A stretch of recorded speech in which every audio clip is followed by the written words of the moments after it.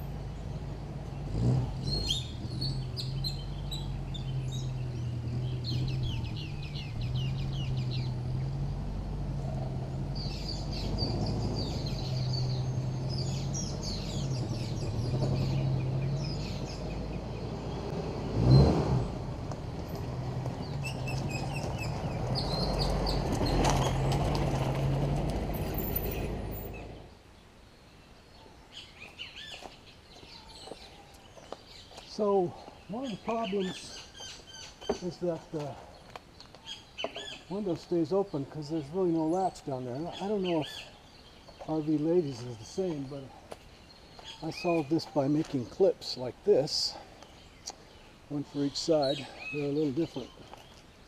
And what that does is it holds this closed against the gas shocks.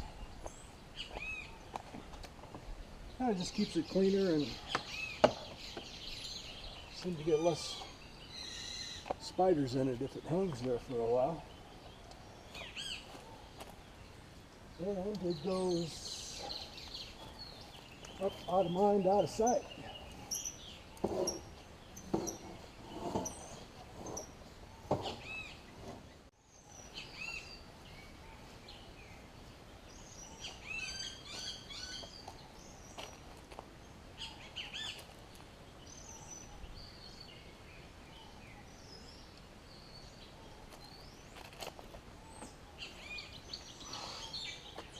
On my motorhome, I've always thought about putting a davit there, like a dinghy davit.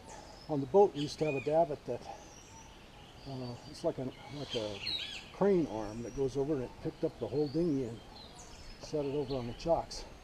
And I think I could put a one of those kind of arms on the ladder of my motorhome and then pick that up off of there. I used to do it by myself, but the back's not what it used to be.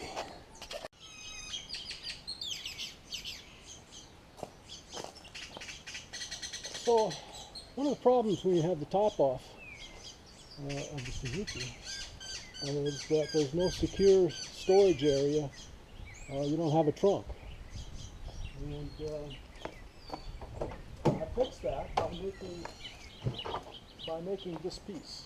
And I put it over here in the sunshine so you can see it good. Without that piece in there, you don't have any place to put any stuff you don't want people to get at, because it's just open. And I don't know if the Samurai is exactly the same, but I think it's pretty much the same as this Sidekick. You do have the little glove compartment up there, but that's not very big. So I made this.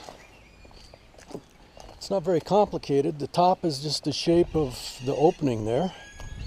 It's 1/2-inch plywood, and I'll put the camera back over here so you can see me put it in there. It's really pretty easy.